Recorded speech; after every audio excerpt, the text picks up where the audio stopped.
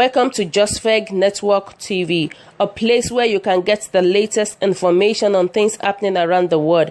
And you are in the right place. Please click the red subscribe button and also press the bell icon next to it so you can be notified for an update on any published news. Busola Dakolo said she had been expecting to hear from the police. 3 weeks earlier, the photographer had filed a case against the flamboyant Nigerian celebrity, Pastor Biodun Fatoyibo, accusing him of raping her years before. However, she recalled that the silver Toyota that tailed her as she was driving into her Lagos housing estate, and the white minibus with tinted windows already parked outside her house had no police marking. By the time she got to her gate, the minibus had blocked her path. According to Dakolo, a man appeared and told her to get out of the car, get into the bus and speak to his Oga Nigeria, pidgin English for boss. Dakolo said when she refused, 3 men got out of the minibus and walked towards her. One was holding a gun, and I noticed the second one holding a letter. She told me they were from IG, the Inspector General of Police office in Abuja, and that I needed to sign this letter and acknowledge it, Dakolo said in an interview with The Guardian. The letter contained allegations of criminal conspiracy, falsehood, mischief, and threat to life. These were not leveled against Fatoyibo, however, but against Dakolo and her husband, a well-known musician. Dakolo's description of the 2 occasions on which Fatoyibo allegedly raped her, first at her family home and then on the bonnet of his car, shocked Nigerians. It also triggered a backlash both from the pastor himself. He denied the allegation in every measure, and from some of the 16,000 members of his church, the Commonwealth of Zion Assembly Coza. Dakolo had been hailed as a brave survivor who, speaking out, women's rights activist Hope, could set off a harsh Me Too movement in the West African country, where traditions continues to stigmatize survivors. Now she found herself hounded in a seemingly orchestrated social media campaign. Busola Dakolo was never raped, nor had any form of intercourse with Biodun Fatoyibo. She fabricated the entire story to garner sympathy for a bigger assignment of defamation, wrote the controversial blogger Kemi Omololu Olonloyo, who described herself as the great journalist of Nigeria. Later, she posted, Busola Dakolo should exit this web of lies now. There was no rape. If God be for him, even all the celebrity, everyone that has made comments, even the over 2 million followers on Instablog, can't bring him down, Ernest Ezeki, a Christian DJ, said on Instagram. The charges against the Dakolos were brought by a special police branch in a counter case filed by Coza, despite investigation installing on the initial case. Our culture doesn't allow speaking of these sorts of things against anointed men of God, Dakolo said. They rather hide it, and the party that is being victimized tends to live without safe blame.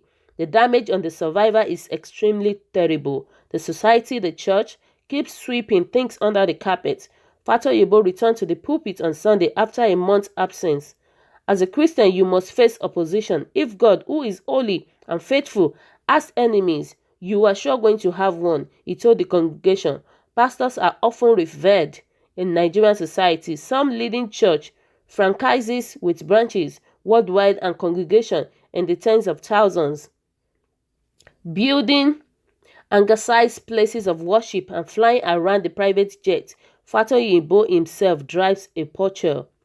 They often also wield significant political power. TB Joshua, the leader of the Synagogue Church of All Nations, has received presidents from across the continent and sometimes make prophecies about who will win elections, including one that Hillary Clinton would win in 2016. Chris Okotie, a 1980s pop star turned pastor, has run for president himself 4 times.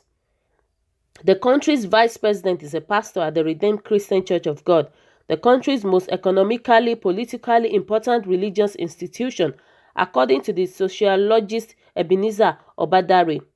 In response to condemnation of the delivery of the Dakolo's letter, the Nigerian police force put out a statement saying A police invitation letter is not synonymous with a warrant of arrest and must not be construed to be one. Rather, it is a polite investigative tool used in eliciting information voluntarily from parties to aid police investigations.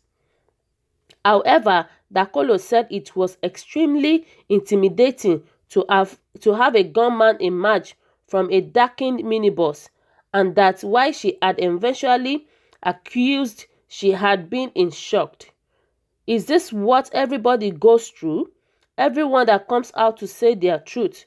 Everybody that says something about someone that is influential. She asked, I felt, who is going to be there for the common man? Who is going to be there for someone who nobody knows? The lawyer and women's rights advocate, Aisha Oshori, said Nigerians had a very strong rape culture and that men and the state felt a sense of entitlement to women's body. That is why the state doesn't typically play a supportive role, but instead play a role to maintain power structures, she said. Oshori said that if it was not quite Nigeria's arch Me Too movement yet, it was a huge deal to have an educated, public-facing woman speak out with a supportive spouse alongside her and would be looked back on as a milestone. It is not done for women who have everything to lose to come out and say, this has happened to me, that a middle-class family, a well-known family respond as they do so. It's extremely positive. The way Dakolo saw the reaction to her allegation, she said was, Fatoyibo is in denial and he is just trying to cover up and protect everything about himself. She said she was praying for justice and she hoped it would encourage others to come forward. This issue is beyond me. This is what is happening, and the church is a place where they don't talk about it. I decided to come out for me. She added, it's for me and others, so they can begin their process of healing, so they can begin to live freely. Thanks to everyone. Thanks you all for listening once again. What are your comments about this news? Kindly drop your comment below. Click on the subscription button. Press the bell icon to get more updates anytime I upload any video. Bye.